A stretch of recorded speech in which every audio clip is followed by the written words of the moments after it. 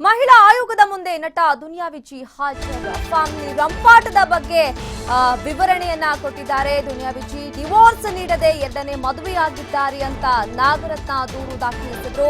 ವಿಜಿ ವಿರುದ್ಧ ಕಿರುಕುಳ ಆರೋಪವನ್ನ ಮೊದಲನೇ ಪತ್ನಿ ನಾಗರತ್ನ ಮಾಡಿದ್ರು. ದೂರು ದಾಖಲಿಸಿಕೊಂಡು ಈಗಾಗಲೇ ಮಹಿಳಾ ಆಯೋಗ ದುನಿಯಾ ವಿಜಿಗೆ ನೋಟಿಸ್ ಕೂಡ ನೀಡಿದೆ. ಇನ್ನು ಪ್ರಕರಣ ಸಂಬಂಧ ನಾಗಲಕ್ಷ್ಮಿ ಬಾಯಿ ಮುಂದೆ ವಿಜಿ ಇನ್ನೇನು ಕೆಲವೇ ಹೊತ್ತಿನಲ್ಲಿ ಹಾಜರಾಗ್ತಾರೆ. ಫ್ಯಾಮಿಲಿ ರಂಪಾಟ ಪ್ರಕರಣಕ್ಕೆ ಸಂಬಂಧಪಟ್ಟಂತೆ ನಟ ದುನಿಯಾ ವಿಜಿ ಇಂದು ಮಹಿಳಾ ಆಯೋಗದ ಮುಂದೆ ಹಾಜರಾಗಿದ್ರು. ನನಗೆ ಡಿವೋರ್ಸ್ ನೀಡದೆ ಏನೋ ಮದುವೆಯಾಗಿದ್ದಾರೆ ಅಂತ ಮೊದಲನೇ ಪತ್ನಿ ನಾಗರತ್ನ ಏನೋ ದೂರು ದಾಖಲಿಸಿದ್ರು. ಮಹಿಳಾ ಆಯೋಗದ ಅಧ್ಯಕ್ಷೆ ನಾಗಲಕ್ಷ್ಮಿ ಬಾಯಿ ಅವರಿಗೆ ದೂರನ್ನ ದಾಖಲಿಸಿದ್ರು ಮೊದಲನೇ ಪತ್ನಿ ನಾಗರತ್ನ.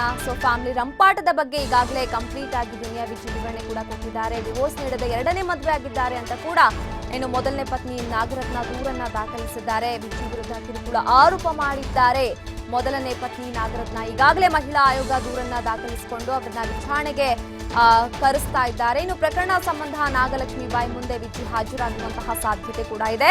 ನಾಗರತ್ನ ಜೊತೆ ಬಾಳಲು ಸಾಧ್ಯವೇ ಇಲ್ಲ.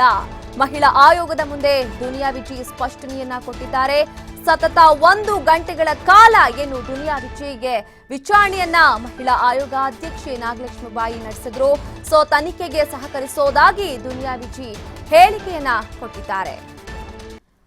ದುನಿಯಾ ವಿಜಿ ಫ್ಯಾಮಿಲಿ ರಂಪಾಟ ಪ್ರಕರಣಕ್ಕೆ ಸಂಬಂಧಪಟ್ಟಂತೆ ಇಂದು ಮಹಿಳಾ ಆಯೋಗಕ್ಕೆ ದುನಿಯಾ ವಿಜಿ ಹಾಜರಾಗಿದ್ರು.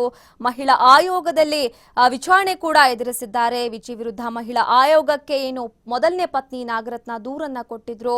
ಡಿವೋರ್ಸ್ ಕೊಡ್ಲಾರದೆ ಎರಡನೇ ಮದುವೆ ಆಗಿದ್ದಾರೆ ಅನ್ನುವಂತಹ ಒಂದು ಆರೋಪದ ಅಡಿ ಅವರ ವಿರುದ್ಧ ಕೇಸನ್ನ ದಾಖಲು ಮಾಡಿದ್ರು. ಅದರಂತೆ ಇವತ್ತು ದುನಿಯಾ ವಿಜಿ ಅವರು ಮಹಿಳಾ ಆಯೋಗಕ್ಕೆ ಹಾಜರಾಗಿದ್ರು.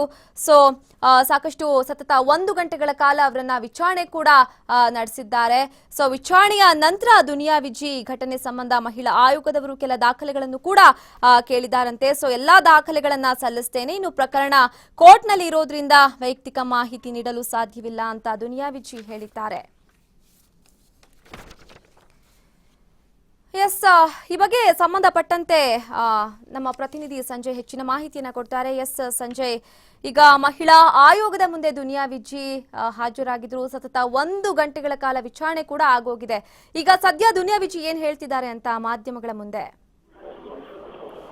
ನಮ್ರತಾ, ಏನಂತ ಅಂದ್ರೆ ರಾಜ್ಯ ಮಹಿಳಾ ಆಯೋಗದ ಅಧ್ಯಕ್ಷ ನಾಗಲಕ್ಷ್ಮಿ ಬಾಯಿ ಅವರನ್ನ ಭೇಟಿ ಮಾಡಿ ಅಂದ್ರೆ ನೋಟಿಸ್ ಕೊಟ್ಟಿದ್ರೆ ವಿಚಾರಣೆಗಾಗಿ ಕರೆದಿದ್ರು. ದುನಿಯಾ ವಿಜಿ ಇಂದು ಸಹ ಬಂದು ನಾಗರತ್ನ ಅವರ ಮುಂದೆ ವಿಚಾರಣೆ ಎದುರಿಸಿದ್ದಾರೆ. ಸತತವಾಗಿ 1 ಗಂಟೆಗಳ ಕಾಲ ವಿಚಾರಣೆ ನಂತರ ರಾಜ್ಯ ಮಹಿಳಾ ಆಯೋಗದ ಅಧ್ಯಕ್ಷರಂತ ನಾಗಲಕ್ಷ್ಮಿ ಬಾಯಿ ಅವರು ರಿಯಾಕ್ಷನ್ ಮಾಡಿರ್ತಕ್ಕಂಥದ್ದು.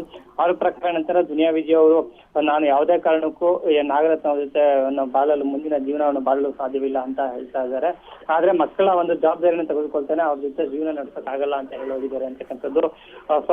ಅನಂತರ ದುನಿಯಾ ವಿಜಿ ಸಹ ಈ ಘಟನೆ ಬಗ್ಗೆ ಮಾಹಿತಿಯನ್ನು ಕೊಟ್ಟಿರ್ತಕ್ಕಂಥದ್ದು. ಘಟನೆ ಸಂಬಂಧ ಮಹಿಳಾ ಆಯೋಗ ಏನ್ ನೋಟಿಸ್ ನೀಡಿದ್ರು ಆ ನೋಟಿಸ್ ಆಗಿ ಬಂದಿದ್ದೀನಿ, ವಿಚಾರಣೆಯನ್ನು ಎದುರಿಸಿದ್ದೀನಿ, ಏನೆಲ್ಲ ಒಂದು ಪ್ರಶ್ನೆಗಳನ್ನ ಕೇಳಿದ್ದಾರೆ ಅದಕ್ಕೆ ಉತ್ತರವನ್ನು ಕೊಟ್ಟಿದ್ದೀನಿ. ಮುಂದಿನ ದಿನಗಳಲ್ಲೂ ವಿಚಾರಣೆಗೆ ಕರೆದ್ರೆ ಬರ್ತೀನಿ. ಹಾಗಾಗಿ ಇದಕ್ಕೆ ಸಂಬಂಧಪಟ್ಟ ಎಲ್ಲಾ ದಾಖಲೆಗಳನ್ನ ಕೊಟ್ಟಿದ್ದೀನಿ. ತೀರಾ ವೈಯಕ್ತಿಕವಾದದ್ರಿಂದ ಇದನ್ನ ತುಂಬಾ ಮಾಧ್ಯಮದವರ ಮುಂದೆ ಮಾತನಾಡ್ಲಿಕ್ಕೆ ಆಗಲ್ಲ. ಮುಂದಿನ ದಿನಗಳಲ್ಲಿ ತನಿಖೆ ಕರೆದ್ರೆ ಬರೋದಾಗಿ ದುನಿಯಾ ವಿಜಿ ಹೇಳಿ ಹೋಗಿರ್ತಕ್ಕಂಥದ್ದು. ನಮ್ರತಾ, ಈ ಕೇಸ್ಗೆ ಸಂಬಂಧಪಟ್ಟಂತೆ ಮಹಿಳಾ ಆಯೋಗದ ಅಧ್ಯಕ್ಷೆ ನಾಗಲಕ್ಷ್ಮಿ ಬಾಯಿ ಅವರು ಏನ್ ಹೇಳ್ತಿದ್ದಾರೆ ಸಂಜಯ್?